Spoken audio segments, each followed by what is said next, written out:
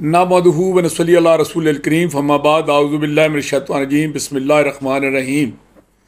जैसा कि आपको इल्म है कि गुज़श्ता 50 साल से सहाफ़त के मैदान में रोज़नामा सदाए मुस्लिम जेलों और दीगर अखबारात और रसाइल की मार्फत अवाम की तर्जमानी का फरीज़ा सर अंजाम दे रहे हैं।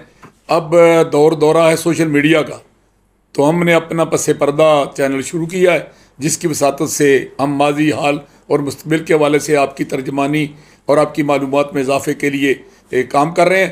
तो आज का बर्निंग इशू है ये जो वापडा ने जुल्म ढाया इस मुल्क में, जो एक बम गिराया अवाम पर, उसके बारे में बात करना चाहता हूँ। मेरा आपको इल्म है कि मेरी बात का अंदाज अपना होता है और मेरी सोच और फ़िक्र अल्हम्दुलिल्लाह किसी के मैं का फॉलोवर नहीं होता। मुझे जो अल्लाह ताला की तरफ से रहनुमाई मिलती है उस अंदाज से बात करता हूँ। मैं आज की इस वापडा के बारे में, बिजली के बारे में बात करने से पहले सिर्फ दो बातें आपके साथ शेयर करना चाहता हूँ। ये मेरे हाथ में एक बिल है, ये एक ऐसे मुलाजम का बिल है जो क्लास 4 है, दर्जावल का मुलाजम है। छुट्टियाँ थी और उसके बच्चे गाँव गए हुए थे और वो भी छुट्टियाँ लेकर गाँव चला गया था। तो ये उसका वो फ्लैट बंद था, वो किराए के फ्लैट में रहता है जेलम शहर में, और उसका फ्लैट बंद था। उस बंद फ्लैट का ये बिल आया है और 34 यूनिट है टोटल, और बिजली जो खर्च की है उसने टोटल 263 रुपये 16 पैसे की है। 263 रुपये 16 पैसे की बिजली खर्च की है। 34 यूनिट है, बंद कमरा है, और उसके अंदर एक पंखा, 2 बल्ब, ये टोटल उसकी कायनात है। और उसका बिल आया है 926 रुपये। ये बंद कम फ्लैट का बिल है 926 रुपये। और अगर ये बिल उसको पूरा इस्तेमाल करने के बाद आता तो ये 9000 कम अज़ कम होता। अच्छा, इस पे और इसी तरह ये मेरे पास एक बिल है जो 17 ग्रेड के अफसर का घर का बिल है, और वो वापडा का अफसर नहीं, वो सिविलियन अफसर है।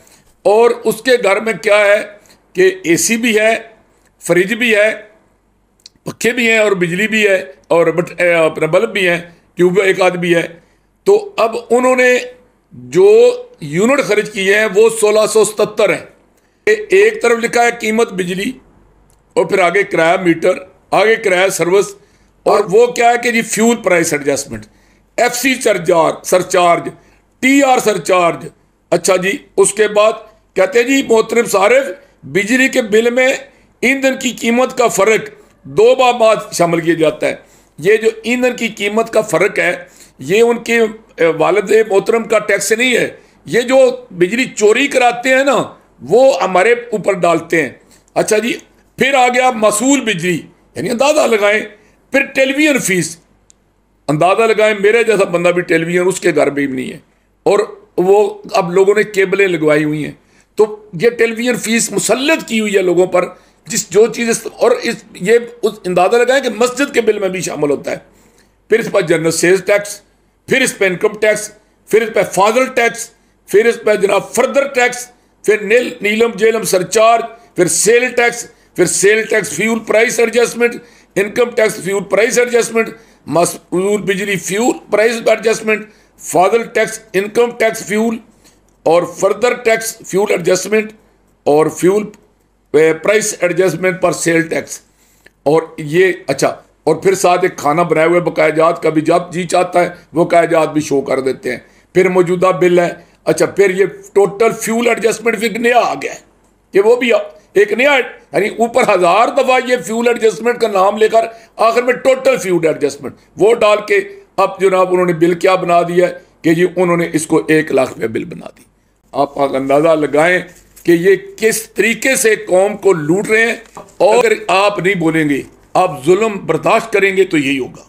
अब इसका इलाज क्या है? मैं इससे इत्फाक नहीं करता कि इसका इलाज ये है कि बिल जला दो, इसका इलाज ये है कि आप बसें तोड़ दें, इसका इलाज ये है कि आप शीशे तोड़ दें, इसका इलाज ये है कि अपने भाई बंधुओं और बहनों के मरीजों की गाड़ियां रोक दें।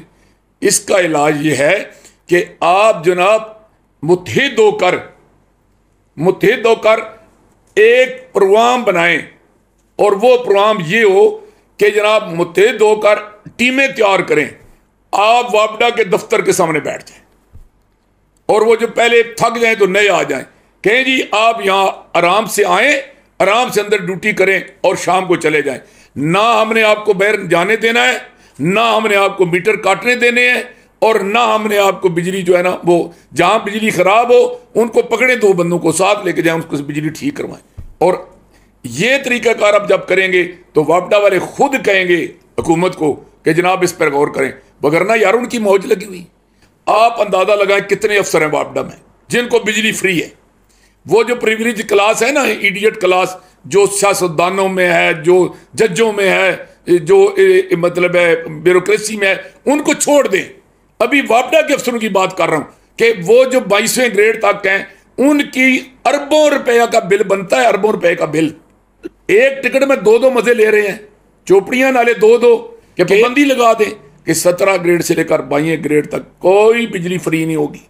और जितने फजूल टैक्स हैं, एक जो इसके अखराजात हैं वो सिर्फ चार्ज होने चाहिए, वो इसमें कोई पाबंदी नहीं होनी चाहिए कि छोटे बड़े की, उसमें एक आप छोटों के लिए एक रेट रखें, बड़ों के लिए एक रेट रखें, लेकिन उसमें ये फालतू फजूलियात कि आपने 4 आने गुड़ के देने हैं और चवानी गुड़ की देनी है, ये चवानी का गुड़ आपने लिया यानी 8 आने देने हैं, ये नहीं काम करना। ये सारा टैरिफ बदलें, इसमें जो है ना वो सही रेट रखें। और जो बंदा 3 माह बिजली का बिल ना दे उसके लिए कम से कम 3 महीने पाबंदी लगा दें कि 3 महीने उसको दोबारा मीटर किसी नाम पर भी उस बिल्डिंग में नहीं लगेगा। ये पॉलिसियां अगर आप बनाएंगे तो फिर कोई मतलब इस्लाह हो सकती है, वगरना भाई जी ये लोग खुदकशियां करते रहेंगे, ऊपर बैठे उल्टा मजाक करते रहेंगे। अल्लाह जानता है, मैं इस ऊपर की क्लास को जानता हूं, इल्ला माशाल्लाह ये कौन सी पार्टी है, कौन से लोग हैं, किस नजरिए के हैं, कौन सी जमात है, कौन सी क्लास है, ये ब्यूरोक्रेसी हो, ये जजेस हों, ये जनाब MNA हों, MPA हों, वजीर, गरीब किसी का बच्चा नहीं जो हमारी क्लास में से गलती से कुछ मुंतखब हो गए, उनका अवाम के साथ कोई तल्लुक नहीं, उनका पाकिस्तान के साथ कोई तल्लुक नहीं, उनका पाकिस्तान के नजरिए इस्लाम के साथ कोई तल्लुक नहीं। वो एक प्रिविलेज क्लास है जो ईस्ट इंडिया कंपनी के मूड में बैठे हैं और हमें वो इंडियन समझ के हमें लूट रहे हैं। हम कोई मर जाए तो वो बड़ी क्या करेंगे कि जनाब वो वहां जाके फोटो बनवा लेंगे कि हम जनाब मरे हुए के लिए फातिहा पढ़ने आ गए हैं। और जब तक आप इस मुल्क में से अपने में से लोग जिन्हों चोट लगे, दुखी दिल दा हाल की जाना, लोग बेगाने जिन्हों चोट लगे सो जाने, जिन्होंने अल्लाह ने फरमाया इन्नल्लाह ला युगय्यिरु मा बिकौमिन हत्ता युगय्यिरु मा बिअनफुसिहिम, खुदा ने आज तक किसी कौम की हालत नहीं बदली ना हो जिसको ख्याल आप अपनी हालत के बदलने का। वमा अलैना इल्ला बलागुल मुबीन।